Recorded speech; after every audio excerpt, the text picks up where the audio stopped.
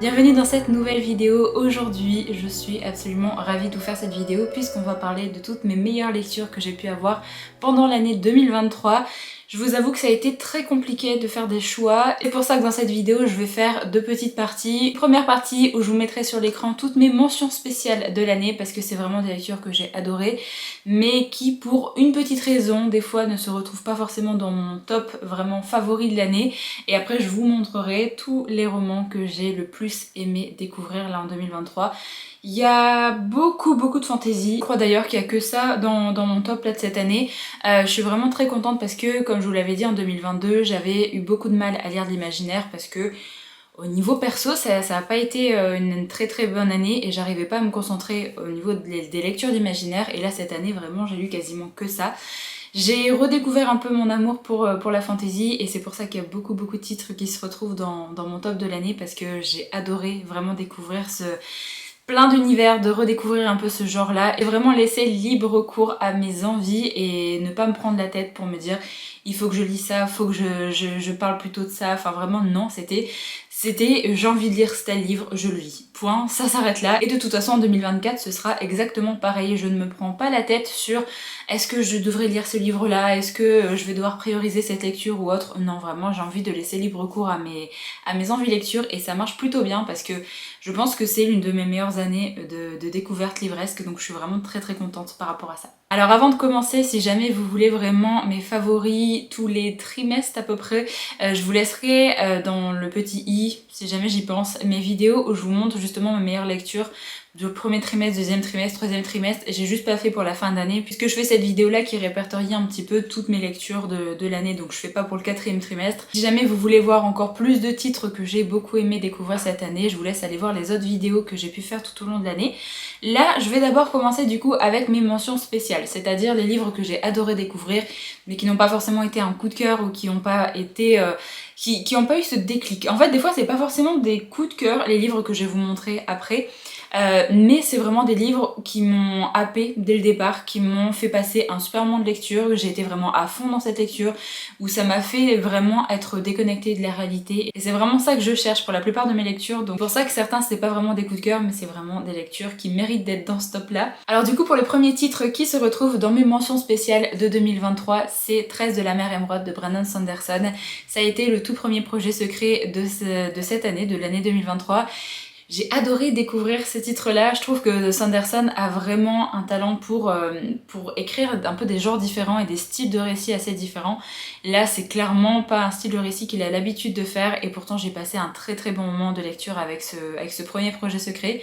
Ça reste dans Cosmere et vraiment il y a des petits clins d'œil qui m'ont beaucoup plu, il y a des personnages qu'on retrouve également, que j'ai adoré découvrir davantage. C'est clair que 13 de la mer émeraude fait partie des projets secrets que j'ai préférés là de cette année. Donc vraiment, n'hésitez pas si jamais vous voulez découvrir Sanderson avec ce titre, vous pouvez. Juste comme je vous l'avais dit dans ma vidéo présentation un petit peu du Cosmere et des livres de cet auteur, que vous n'allez pas forcément avoir tous les clins d'œil au Cosmere justement dans ce roman, mais c'est pas très grave, vous pouvez tout à fait lire ce titre-là et comprendre quand même cette histoire. Vraiment, c'était une très belle découverte. Alors je vous fais pas les résumer tous les livres parce que sinon on va pas s'en sortir. N'hésitez pas à aller checker sur ma chaîne si jamais vous voulez un avis plus précis sur telle ou telle lecture parce que sinon là... j'ai beaucoup trop de choses à vous présenter donc la vidéo va durer beaucoup trop longtemps. Alors je continue dans mes mentions un peu spéciales. Je voulais absolument mettre ma découverte des titres de Ali Hazelwood avec notamment The Love Hypothesis et Love on the Brain puisque c'est deux romances contemporaines que j'ai découvert là cette année et j'ai passé un excellent moment de lecture avec ces titres-là. J'ai adoré découvrir la plume de l'autrice, j'ai adoré le fait qu'elle mette en avant des femmes qui sont dans des milieux scientifiques avec cette petite romance. Il y a plein de touches d'humour dans ces romances. J'ai adoré les personnages. Vraiment, à chaque fois, le love interest est absolument génial. Donc, je vous conseille vraiment si vous voulez découvrir des romances contemporaines qui changent un petit peu. Vraiment, cette autrice, ça a été l'une de mes meilleures découvertes de cette année. J'ai également noté dans ces mentions spéciales le tome 4 de la série Throne of Glass de Sarah J. Maas, donc c'est donc Queen of Shadows, parce que le début fait que ça ne mérite pas d'être dans mon top vraiment ultime de l'année, mais j'ai beaucoup aimé la fin de ce tome 4. J'ai vraiment beaucoup aimé toute l'action qui se passait, tout le développement des personnages en fait qui arrivait au fur et à mesure de ce récit, donc je ne pouvais pas ne pas le mettre dans mes mentions spéciales parce que j'ai quand même beaucoup aimé ce tome 4. On retrouve déjà Brandon Sanderson puisque j'ai mis également dans mes mentions spéciales Lance L'Ensoleillé, le dernier projet secret qui est sorti cette année de l'auteur. Pareil, c'est un titre qui se passe dans le Cosmere. On retrouve également des clins d'œil au Cosmere, on retrouve des personnages qu'on connaît et ça a été vraiment un plaisir de découvrir ce titre-là. Il est pas parfait, loin de là, mais vraiment j'ai passé un super bon moment de lecture. Et c'est le projet secret qui se rapproche un peu le plus de ce qu'on a l'habitude de retrouver avec Rochard, avec le Cosmere. Donc voilà, j'ai quand même passé un très bon moment de lecture, mais comme je vous l'avais dit quand je vous avais parlé de ce titre-là, c'est que si jamais j'avais pas lu les autres titres de Sanderson, que j'étais pas forcément bien avancée dans Rochard, je sais pas si j'aurais aimé L'Ensoleillé autant que ce que je peux l'aimer en fait maintenant. Voilà, donc c'est un titre qu'il faut vraiment découvrir une fois que vous avez bien avancé là dans le Cosmere, comparé à 13 de la mer Émeraude, je trouve vous pouvez vous lancer dedans quand même si vous n'avez pas lu beaucoup de Sanderson. Je voulais également mettre le petit thriller que j'ai lu en lecture commune pour le Spooky Readathon, c'est The Housemaid de Freida McFadden. Je l'ai découvert là au mois d'octobre et vraiment ça a été une très belle découverte. C'est clairement le genre de livre un peu thriller mystère qu'on ne peut pas lâcher, on a envie de savoir ce qui va se passer. Il y a des petits retournements de situation que j'ai pas vu venir, les personnages étaient quand même bien développés et ça donne qu'une envie, c'est de lire le tome 2. On va normalement le lire en 2024 et j'ai trop hâte de voir un petit peu la direction que va prendre l'histoire parce que j'ai passé un super bon moment avec le tome 1. Bien sûr, j'étais obligée de mettre Legends and Latte de Travis Baldree parce que ça a été l'une de mes cozy fantasy que j'ai préférées cette année. Vraiment, ça a été une très chouette lecture. Il m'a manqué ce petit quelque chose pour que ce soit un coup de cœur, que ce soit vraiment une lecture extraordinaire, mais j'ai tellement aimé la plume de l'auteur, j'ai tellement aimé cette histoire, j'ai tellement aimé les personnages, j'ai vraiment trop hâte que la préquelle sorte également pour retourner un petit peu dans cet univers et retrouver la plume de cet auteur. J'ai vraiment trop hâte. J'ai également mis 1000 baisers pour un garçon de Tilly Cole. C'est l'un des rares titres à m'avoir fait pleurer en 2023 et je voulais absolument mettre ce titre-là du coup dans mes mentions spéciales parce que c'est un roman qui m'a touchée. Il est pas très long, il y a des petites choses qu'on voit venir, mais en même temps je me suis laissée complètement embarquer dans l'histoire. J'ai beaucoup aimé les personnages. Alors c'est une histoire, je savais comment ça allait se terminer. Vraiment quand on commence le livre, on sait comment ça va se terminer. Mais ça n'empêche pas d'être touché par les personnages et par l'histoire. Donc voilà, j'ai quand même beaucoup aimé ma lecture. Et enfin le dernier titre dans mes mentions spéciales, c'est Babel de R.F. Kuang. Pareil, ça n'a pas été le coup de cœur que j'attendais, que beaucoup d'autres personnes ont eu parce que j'ai trouvé que le style des fois était assez lourd à digérer, mais j'ai quand même beaucoup aimé l'histoire, j'ai quand même beaucoup aimé tout ce que l'autrice amenait en fait dans le roman.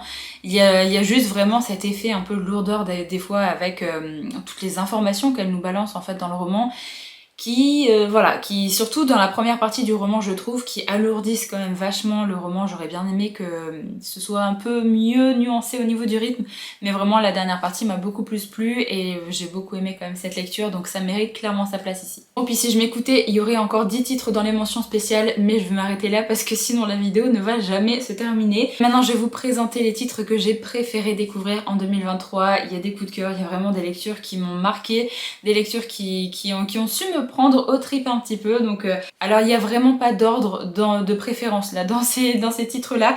Je vais commencer avec 3 titres. 3 titres qui sont assez différents, mais en même temps il y a un sujet qui revient dans les 3 titres, c'est les vampires. J'ai adoré découvrir ces titres là en fin d'année, notamment depuis le mois d'octobre. J'ai notamment découvert L'Empire du Vampire de J. Christophe et autant vous dire que celui-là par contre ça a été un gros coup de cœur. J'ai adoré ma lecture. C'est un pavé, mais clairement n'ayez pas peur de vous lancer dans cette briquette. C'est un récit où quand vous commencez le récit, vous ne pouvez pas le lâcher. Un petit peu un récit qui est similaire au Nom du Vent par rapport à la façon dont l'histoire est racontée, et j'ai adoré. Des petites ellipses temporelles qui nous permettent de voir un petit peu comment ça s'est passé pour notre personnage quand il était plus jeune, comment il a réussi à se former, comment il a réussi à connaître tel ou tel personnage. Également des parties où il est beaucoup plus vieux, où c'est un peu compliqué pour lui, et on essaye de mettre son histoire vraiment bout à bout. Vraiment ce premier tome a été super haletant, l'auteur n'hésite pas à faire mourir des personnages, l'auteur n'hésite pas à être cruel.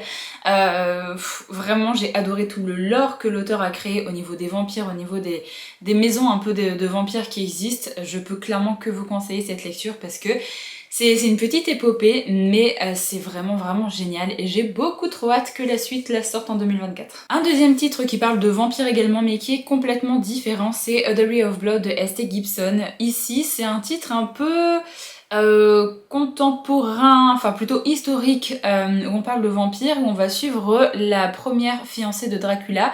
Et c'est un titre où il y a vraiment pas beaucoup d'action, c'est vraiment basé sur la vie de la fiancée de Dracula, sur comment elle va le rencontrer, sur comment elle va vivre les choses, quel autre personnage elle va rencontrer au fur et à mesure de sa vie. Également basé sur la romance, c'est très sensuel au niveau des choses qu'on va découvrir dans ce roman. C'est clairement pas le même mood de lecture avec l'Empire du Vampire et celui-là. L'Empire du Vampire, il y a beaucoup de batailles, c'est assez sanglant, assez glauque à certains moments. Là, clairement, c'est pas le cas. Vraiment, dans ce roman, les personnages étaient tellement charismatiques. J'ai vraiment adoré la façon dont l'autrice a eu d'amener ses personnages, a eu d'amener tous les événements qui vont s'enchaîner.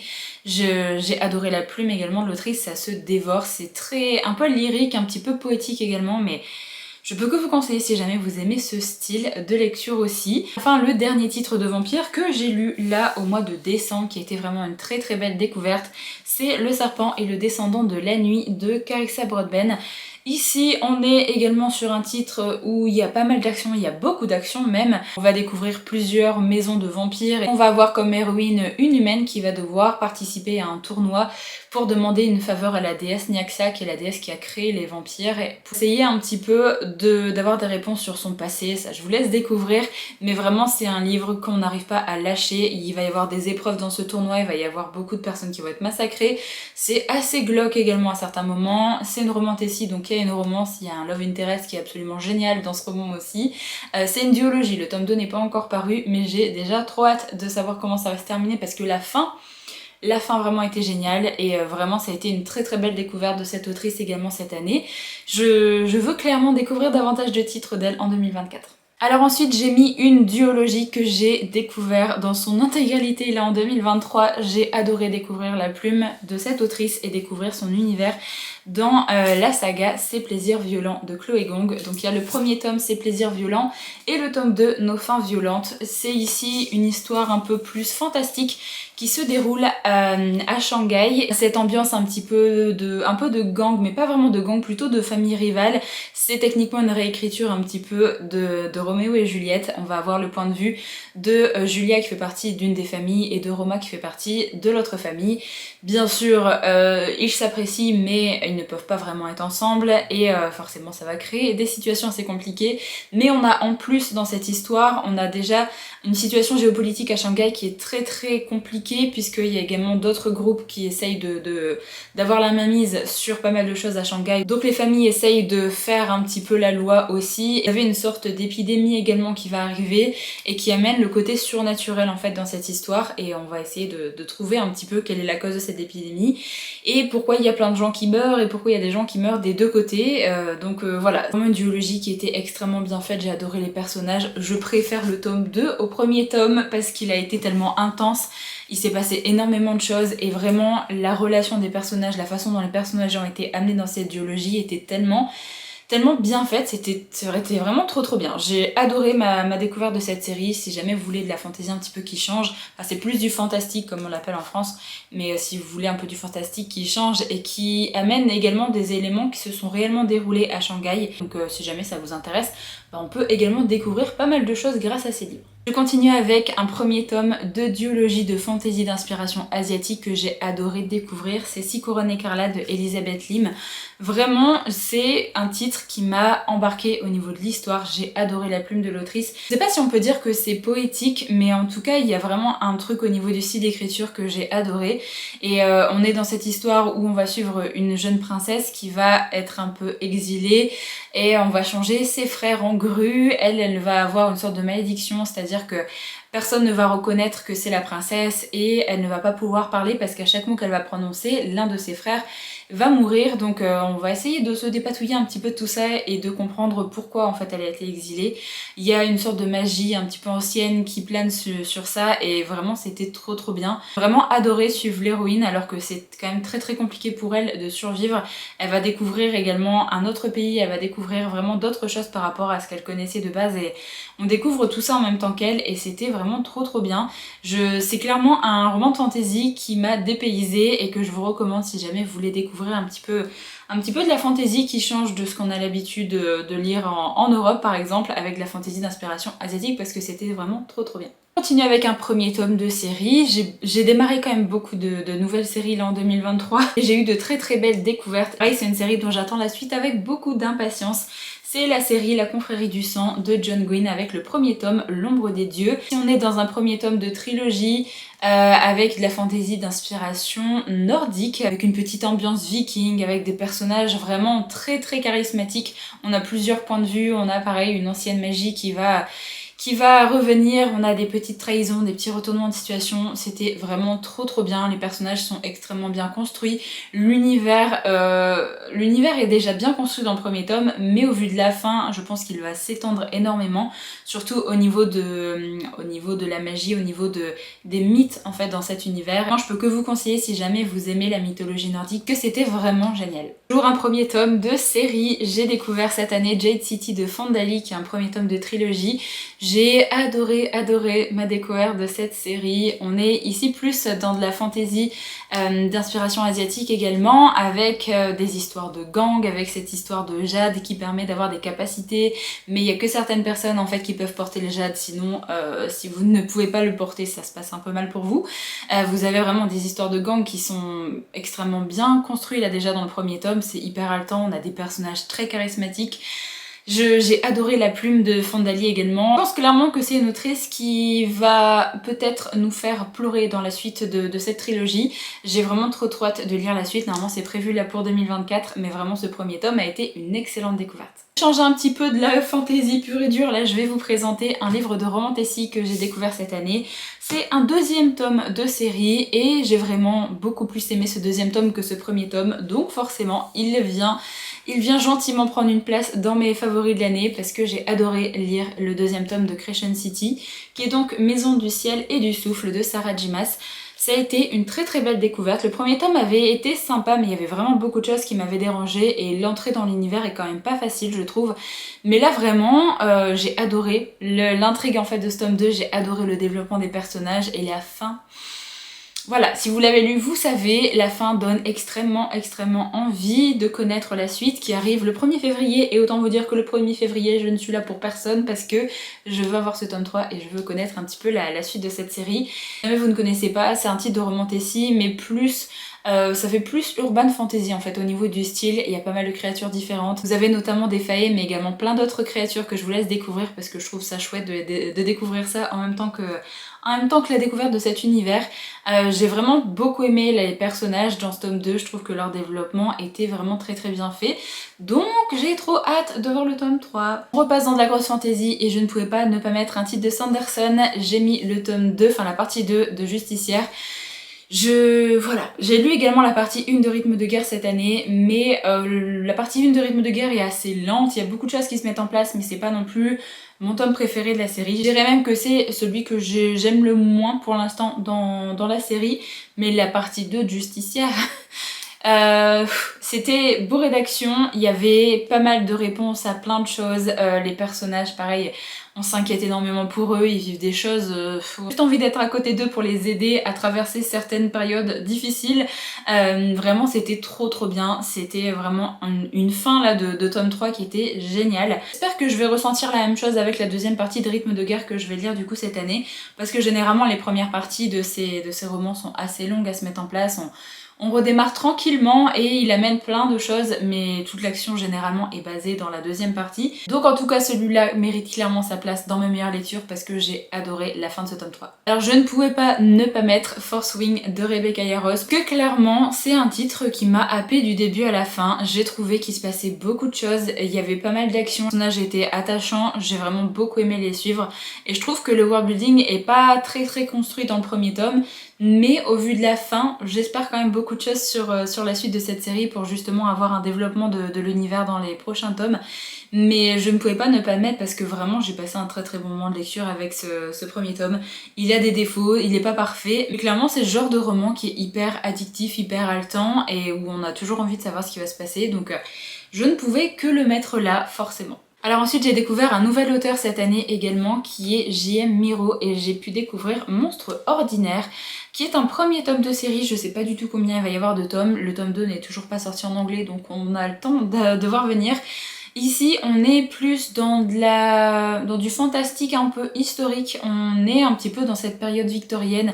Et si jamais vous avez aimé par exemple la série Miss Peregrine et les enfants particuliers, vous allez adorer ce roman parce qu'on retrouve un petit peu les mêmes vibes, je trouve, ce même côté un petit peu sombre avec cette histoire d'orphelinat où il y a des enfants assez particuliers qui ont des pouvoirs. Mais là, en fait, on va suivre des personnes qui vont chercher les enfants dans plein de pays différents et qui essayent de les ramener à l'orphelinat, et ça se passe pas forcément très bien parce qu'il y a un méchant qui cherche à tous les tuer. Voilà, des fois il y a des petits moments un petit peu course-poursuite et vraiment cet univers et cette atmosphère était vraiment trop bien faite. Donc je peux que vous conseiller de découvrir cette série parce que vraiment j'ai adoré ce premier tome. J'espère qu'on aura la suite dans pas si longtemps que ça parce que vraiment c'était trop bien. Alors là clairement j'ai mis ce titre là, pas forcément pour l'univers parce qu'il est pas non plus hyper développé, mais pour les personnages et pour ce que ce roman en fait m'a fait ressentir tout au long de ma lecture. C'est Divine Rivals de Rebecca Ross. C'est un premier tome de duologie, de fantasy, avec vraiment un world building qui est très léger, qui n'est pas beaucoup développé, mais c'est beaucoup plus centré sur la relation entre les personnages. C'est de la romantasy de toute façon. Et les personnages étaient tellement attachants, j'ai vraiment adoré suivre leur échange, j'ai adoré un petit peu la découverte de ce monde-là quand même si c'est pas non plus hyper développé. J'étais bien dans ma lecture, vraiment c'était une lecture que j'ai adorée du début à la fin, il n'y a pas un seul moment où j'ai pas aimé un truc. Donc voilà, il ne faut pas forcément un univers hyper développé si les personnages sont bien construits, si la relation est vraiment très cool à suivre et que l'atmosphère est géniale, ça fait passer un très bon moment de lecture et c'est clairement ce que ce livre m'a fait ressentir, donc je ne pouvais que le mettre ici et j'ai vraiment trop hâte de lire le tome 2. N'empêche, je vous ai montré quand même vachement de premiers tomes et je me dis, si jamais la suite est aussi bien que les premiers tomes, l'année prochaine vous verrez que les suites en fait de ces romans dans mes favoris 2024. Et enfin, le tout dernier livre, mais je moins un peu, la toute dernière trilogie, parce que pareil, j'ai lu la trilogie là cette année. En fait, j'ai fait une relecture du premier tome, parce que j'avais lu le premier tome il y a quelques mois de ça, et là j'ai décidé de faire une relecture du premier tome pour continuer avec le tome 2 et le tome 3. Et je ne pouvais pas ne pas citer ma lecture de la saga Nevernight de J. Christophe parce que j'ai adoré cette série. C'est de la dark fantasy, et on parle d'une petite école d'assassins et l'univers s'étend tellement dans le tome 2, dans le tome 3, il y a plein de choses qui se passent et j'ai adoré ma lecture. Vraiment, les personnages sont hyper charismatiques, on s'attache énormément à eux, il se passe plein de choses. Alors je sais que j'ai vu des avis de personnes qui étaient assez mitigées par rapport à la fin de cette trilogie. Moi personnellement j'ai quand même bien aimé la fin de cette trilogie, je trouve que ça se terminait plutôt bien, j'ai pas été déçue par rapport à ce qui se passait. Vraiment ça a été une très belle découverte, donc je ne pouvais que mettre cette trilogie ici. Et si jamais vous aimez la dark fantasy avec petite école d'apprentissage d'assassins au début dans le premier tome, vous pouvez clairement foncer parce que c'est ce qu'on retrouve ici et le personnage principal de Mia est vraiment génial. Et enfin terminé de vous présenter toutes mes meilleures lectures de l'année 2023. Vraiment ça a été une très belle année au niveau découverte livresque et j'espère vraiment que 2024 sera pareil, voire mieux. Plein de titres qui me tentent énormément en 2024. Je mets quand même vachement d'attentes sur certains titres, donc jamais ils me déçoivent pas, je pense que ce sera certainement dans mes favoris 2024. Vraiment cette année ça a été une très belle année de lecture, je pense que ça a été l'une des meilleures depuis pas mal de temps. Je suis vraiment très contente de vous avoir présenté tous mes favoris. N'hésitez vraiment pas dans les commentaires à me faire également votre petit top de l'année. Quelles ont été vos meilleures découvertes, lectures de l'année 2023? Est-ce que vraiment il y a des livres qui sortent du lot? N'hésitez pas à me faire savoir ça dans les commentaires. Généralement je me rajoute vos titres préférés dans ma wishlist et je finis par craquer parce que j'aime bien également quand je vois un titre qui est passé plusieurs fois, je me dis bon, peut-être falloir que je le découvre parce que il y a peut-être quelque chose quand même dans cette série qui vaut la peine d'être découvert, donc n'hésitez pas à me faire savoir ça dans les commentaires, je vais lire ça attentivement. Sur ce, je vais arrêter la vidéo ici, moi je vous retrouve très vite pour faire d'autres vidéos un petit peu bilan pour l'année 2023, ça va arriver dès la semaine prochaine sur la chaîne. J'espère en tout cas que cette vidéo vous a plu. N'hésitez pas du coup à me laisser un petit commentaire pour mettre votre meilleure lecture de l'année 2023 ou vos meilleures lectures de l'année 2023, et si jamais vous n'avez pas forcément envie de mettre un commentaire, n'hésitez pas à me mettre un petit emoji pour me signaler un petit peu votre passage sous cette vidéo, ça fait toujours plaisir. Du coup j'arrête la vidéo ici, j'espère vraiment qu'elle vous a plu. Moi je vous retrouve très vite dans une prochaine, donc en attendant prenez soin de vous.